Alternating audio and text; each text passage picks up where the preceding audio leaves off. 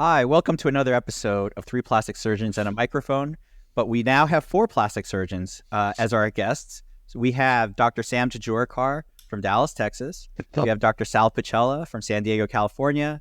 And our newest host is Dr. Lawrence Tong from Toronto, Canada. Welcome, everyone.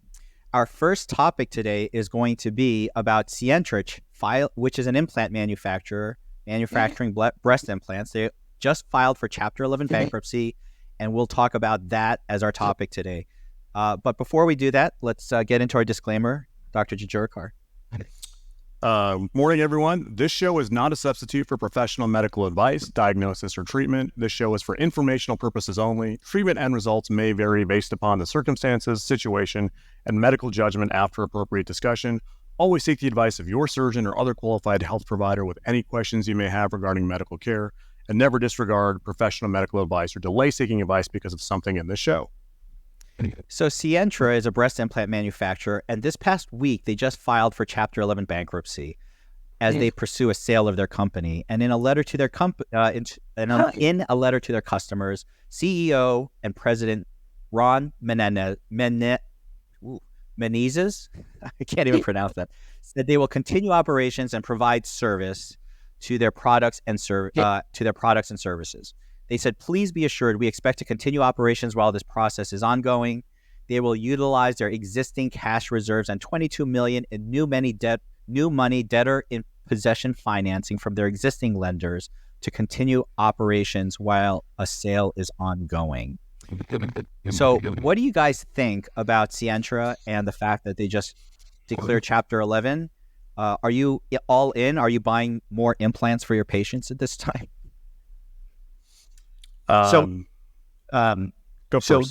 So, it's an interesting question. I think we have to kind of think about the industry in terms of supply and demand, right? And so, let's be honest. Do the implants from Mentor differ that much from the implants from Allergan or the implants from Sientra?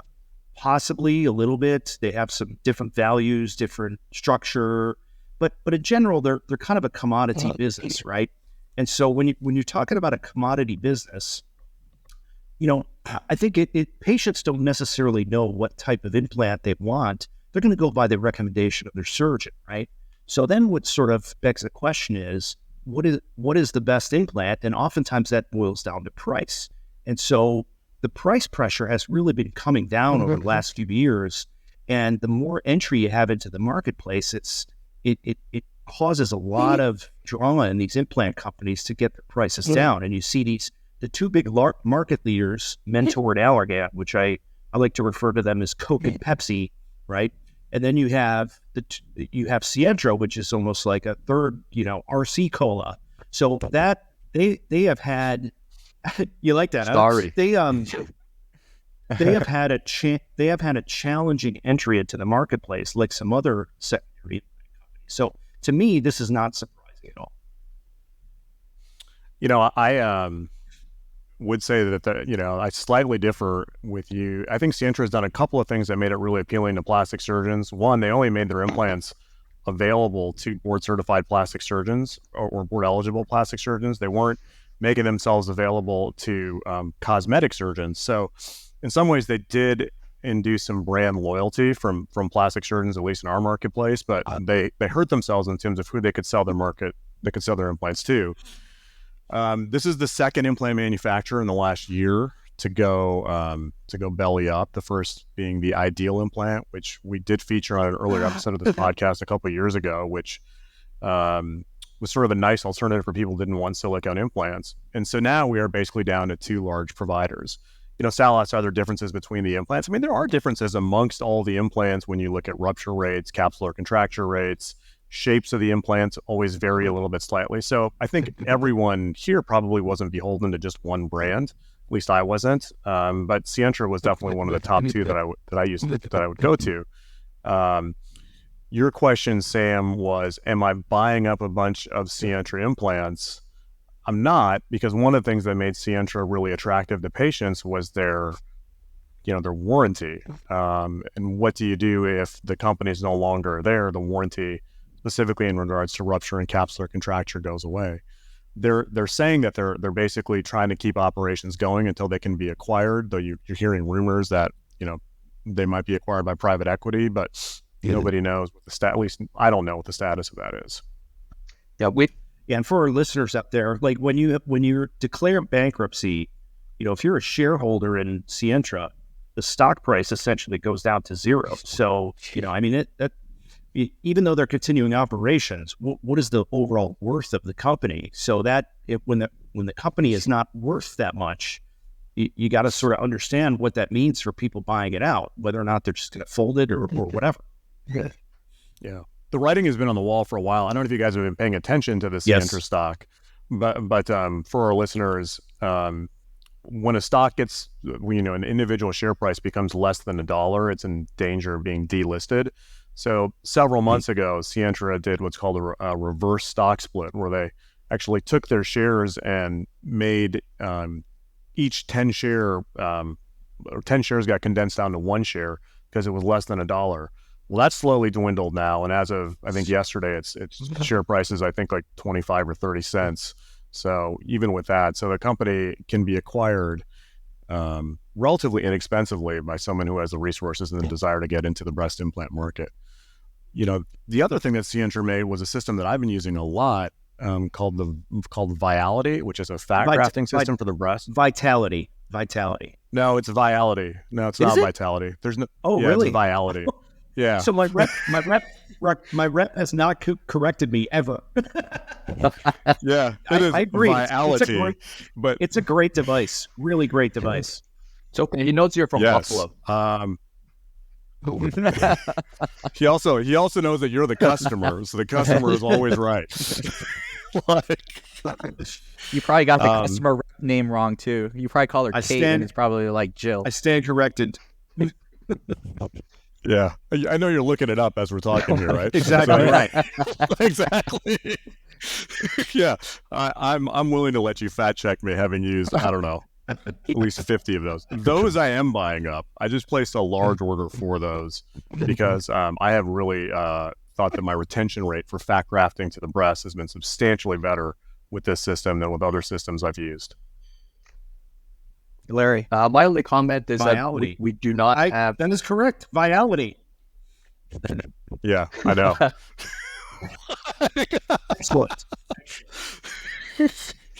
Sientra is not available in the Canadian market. So my only comment is, exactly what Dr. Jejurikar had mentioned. What happens to patients who have this warranty, and if they go to business and nobody buys them, they're sort of left at a disadvantage. So that's sort of unfortunate. That's what happened with the Ideal Implant when they went bankrupt. Like, they just couldn't get serviced. It was a real problem, I think, for patients who have them in or need to get warranty, who have warranty issues in terms of leaking or ruptured implants. The other problem is this: I see a very rocky road for Sientra in the future. Let's suppose they are bought out by someone who wants to make a go of it, as you said, in the implant manufacturing business. I'm not buying these implants. Most surgeons are not going to buy these implants for the reasons you just stated. What happens with the warranty? What happens if there is a problem? There were a couple of years ago, it's been maybe 10, I can't remember. There was that French implant manufacturer that PIP. They were PIP. They were manufacturing all those defective implants, and they caused a lot of problems in the world.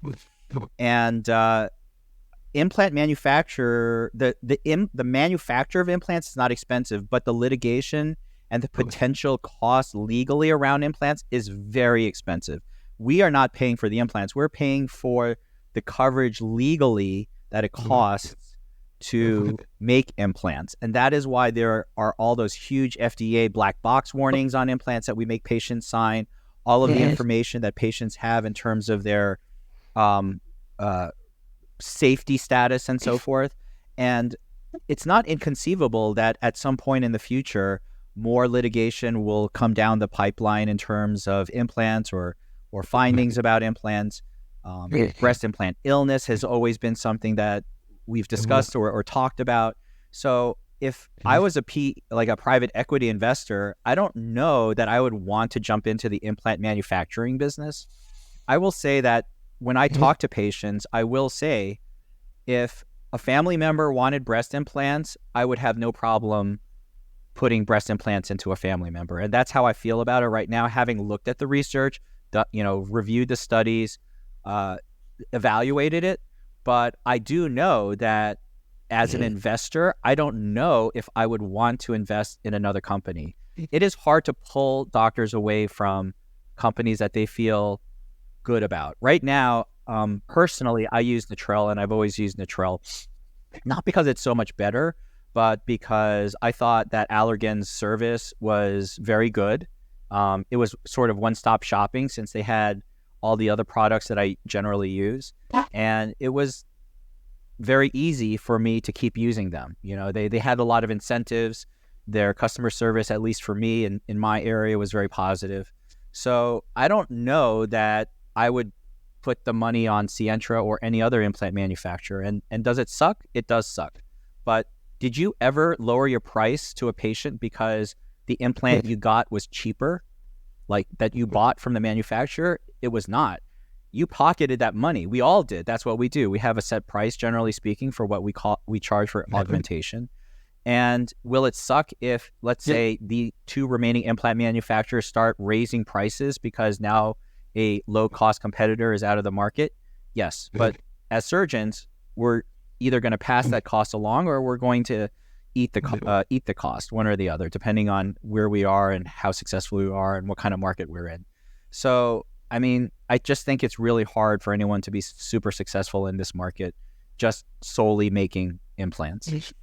Well, I think I've stopped predicting what private equity companies will be doing. I bet you they just gobble up Sientra. I think they're very unpredictable, and they're usually looking for deals. And there's a lot of switching, baiting and switching with private equity companies. So I'm going to guarantee they're going to be bought.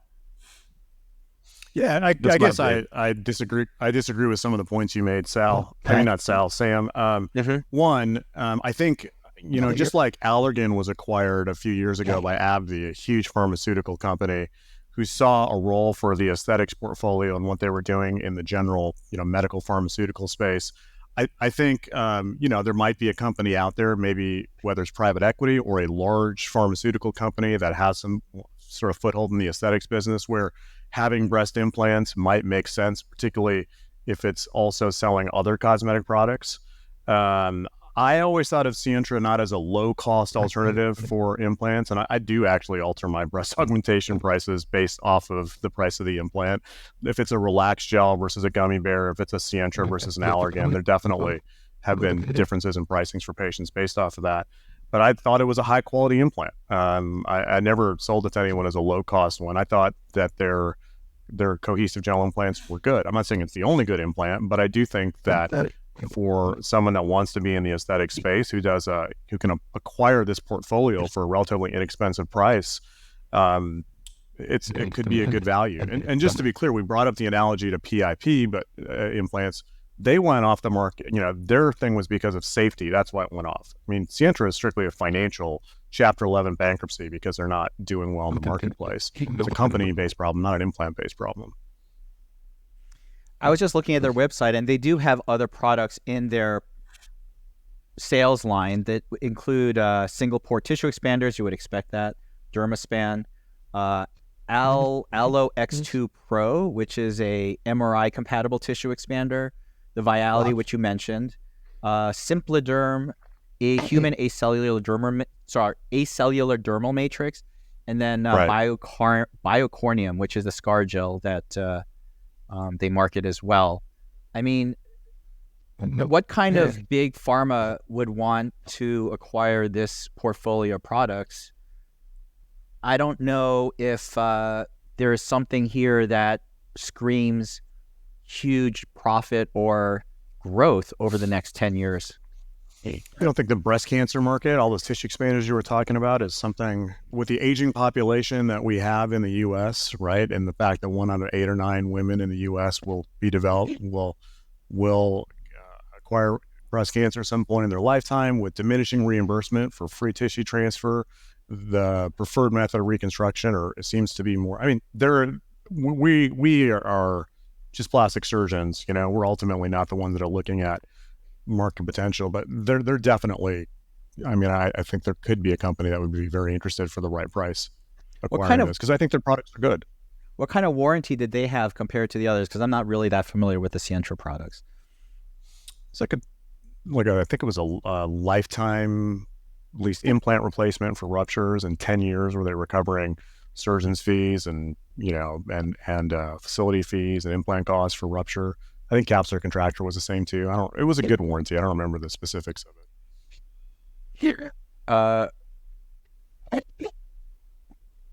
Okay. So at this point, what would it take for you to feel comfortable buying Sientra breast implants for your patients again?